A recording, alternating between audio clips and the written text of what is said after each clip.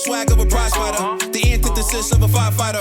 Arsonist, I'm a fire rider. Instant flame like a firelighter. So special with shows, I live out my flows. Can't walk in my shoes, can't purchase my clothes. Ice in my veins, but I never froze. Picture perfect, but I never pose. As a juvenile, I knew I bounced back. Got rated, had a plan to get my ounce back. Use cheese as bait, that's a mousetrap. Let me to the right person to pounce at. They selling dreams, I'm pulling receipts. Full force, we can't be beat. Got a dirty mouth, but the flow so neat. Keep your 2 cents, talk is cheap. The next topic we're going to discuss on Boxing Bros are AJ's poor ticket sales. If you're wondering why everybody's a little unsettled, Ned just told us a story that will not be repeated on air. But yo, this guy is different, man. It's definitely a Ned story for sure. But we're diving into AJ's ticket sales. All right, let's take a look at this article real quick. So this article is from Boxing Social, and it's written by Danny Gillifilin. It says Anthony Joshua ticket sales blamed on lack of self-promotion. So as you know, he's fighting Jermaine Franklin on April 1st. There goes some promotion. He's fighting Jermaine Franklin on April 1st in UK time. Anthony Joshua needs to do more to promote himself and raise his popularity once again. That's the view of boxing pundit Spencer Oliver. Ticket sales, or lack thereof, for Joshua's comeback bout against Jermaine Franklin have been a hot topic in recent weeks, with plenty of seats available at the O2 Arena, with the fight less than a month away. Speaking on Talk Sport about the lack of ticket sales, Oliver stated that he believed AJ needed to do more to combat the decline in his profile. It's about self-promotion these days. The journey's been a long one, and Anthony Joshua has gone silent. He needs to start putting himself out a little bit to start create the interest again, to get people back on the Joshua train. Joshua was once far and away the biggest commercial draw in the sport, and the idea of him even fighting at a smaller venue such as the O2 would have been hard to believe. However, 3 defeats in 5 fights may have seen the casual sports fan turn their back on Joshua, especially given the increased success of Tyson Fury in a similar time frame.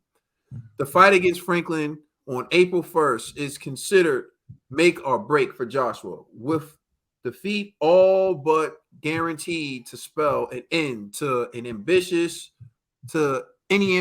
of becoming a 3-time world champion. The American gave a solid account of himself in defeat to Dillian White last November. However, Joshua still goes into the contest as a firm favorite as he looks to kickstart some momentum back into his career.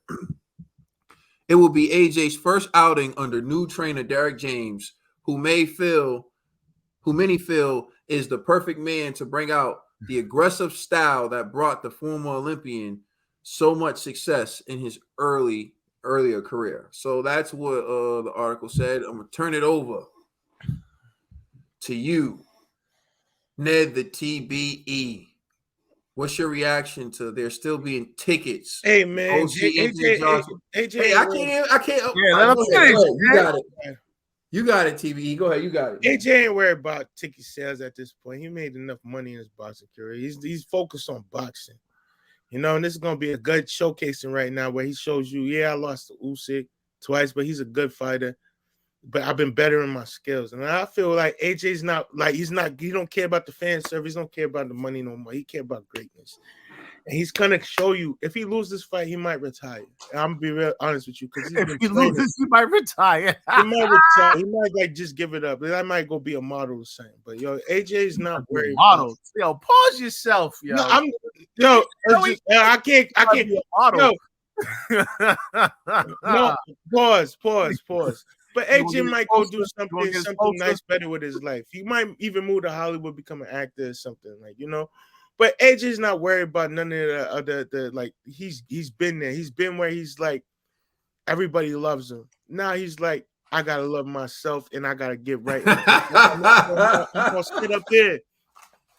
He's all set up there. So this is the self-care, yo. And this is why I need it. This is why I want to promote to all the fans of the boxing family. Love yourself. Take care of yourself. Do what's you needed for yourself. You need time away from the limelight. Do that. And AJ don't need to promote this fight. That's why he got Eddie Hearn. Eddie Hearn need to promote this fight. AJ don't need to step in front of the cameras no more. AJ done his part. He done put the money in the pockets of Eddie Hearn. So Eddie Hearn, you gotta line up and build up this fight for AJ. If you really want this fight to pop off, do that. But AJ is focused on bettering himself in the gym, bettering himself with staying mentally disciplined, better himself with all of this, everything that's in front of him, because he's chasing greatness.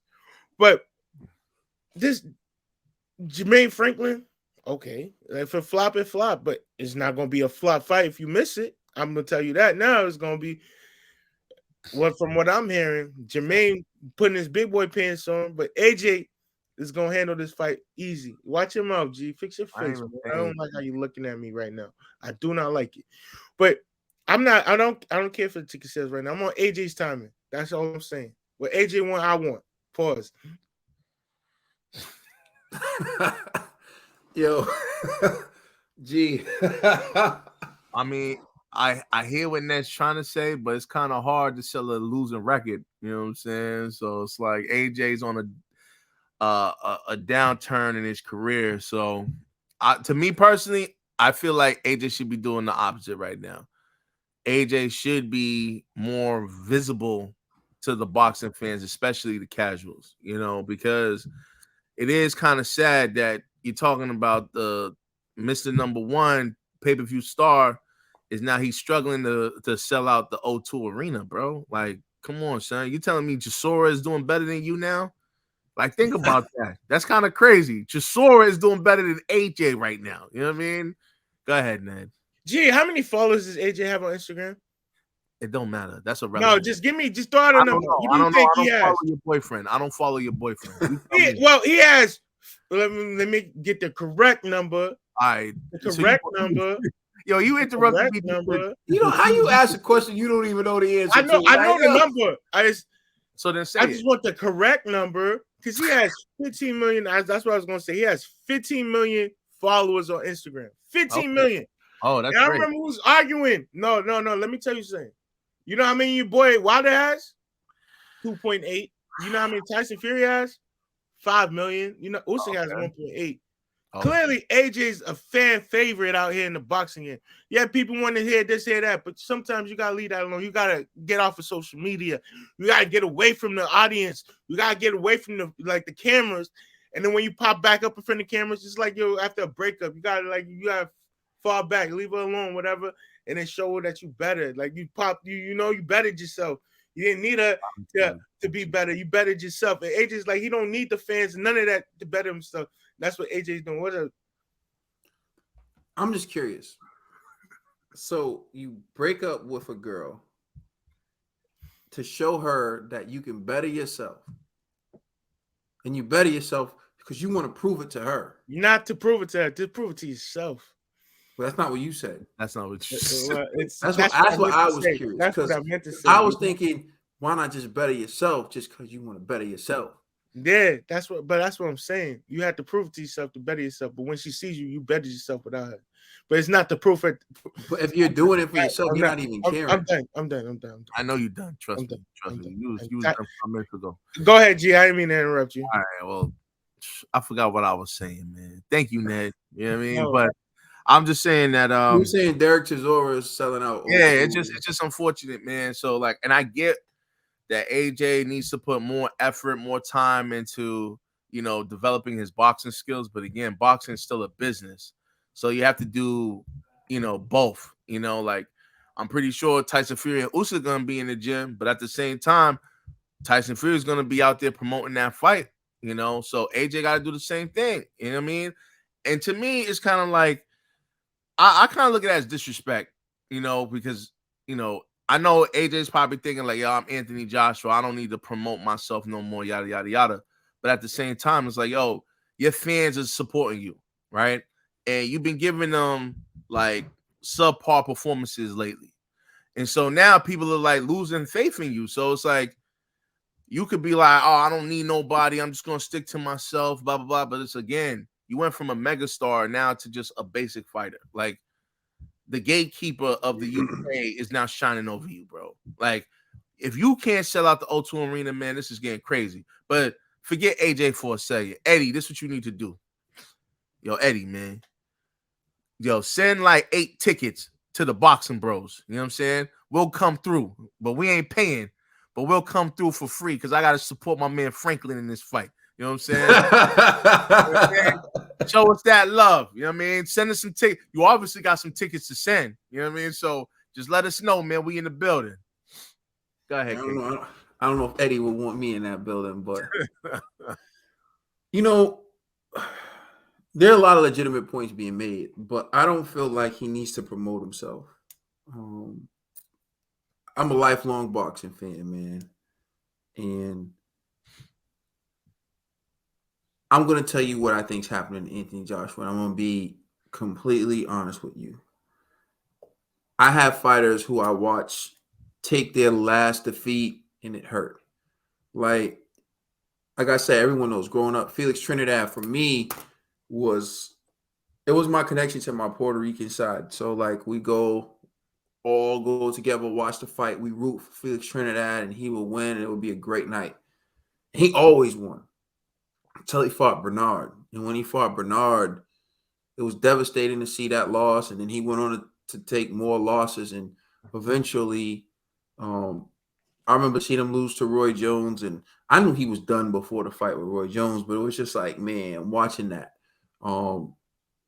Sometimes you get so invested in a fighter, to see their demise is painful.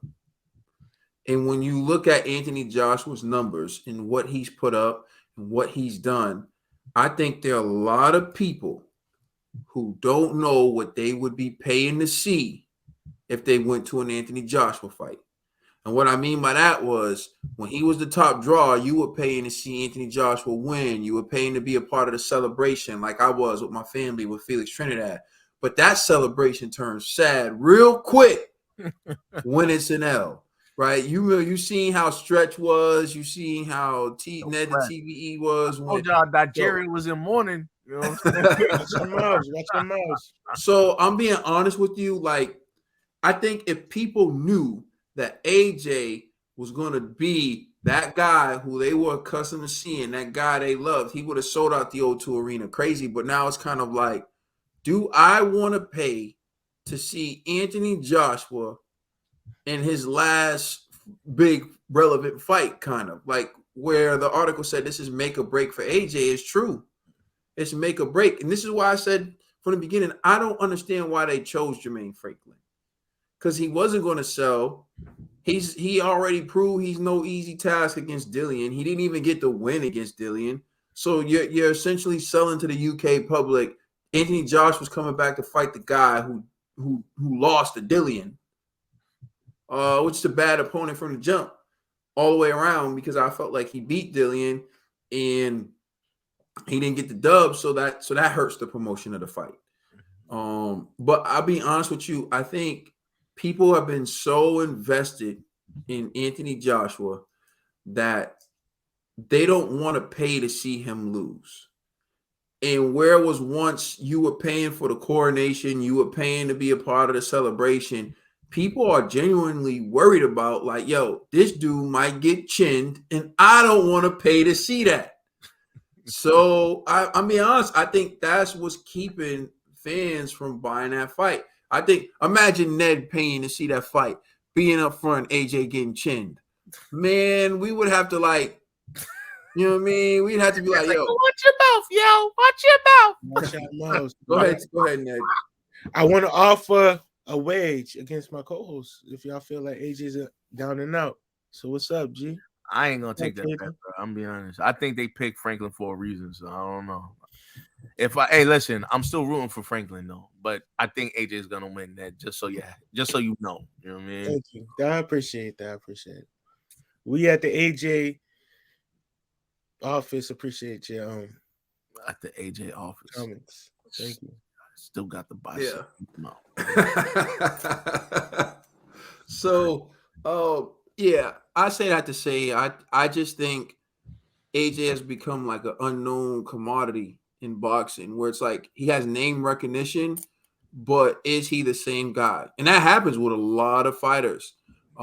So I think that's what's keeping the people away. I think a good performance against Jermaine Franklin will go a long way to bringing some of those people back and saying like, okay, he still got it, but there's still going to be skeptics. That's not going to silence the skeptics, but at least, like I said, he needs to knock out Jermaine Franklin if he's going to get the people back. And I that's a probably long-winded way of saying I just think the people have lost faith in Anthony Joshua's ability to get the job done. And although they like him, they don't want to be there, and they're worried about being there to see their favorite fighter lose because it's a different vibe in the atmosphere. Remember when Wilder knocked out Helenius? Yeah, that was It crazy. turned into like a party. Remember, it was like Wilder knocked out Helenius, and for about 5 minutes, it was just music, everybody celebrating. It was just like a good time. Imagine if it was the other way around, though. Funeral. Yeah, it would exactly. So I think that's what's keeping people from buying the tickets. That's just my take on it. Yeah. All right, so thank you for watching. Please like, share, subscribe, comment. If you can't watch us on YouTube, just a reminder, we have a podcast and it is fire. It's on all major streaming services. We are the Boxing Bros.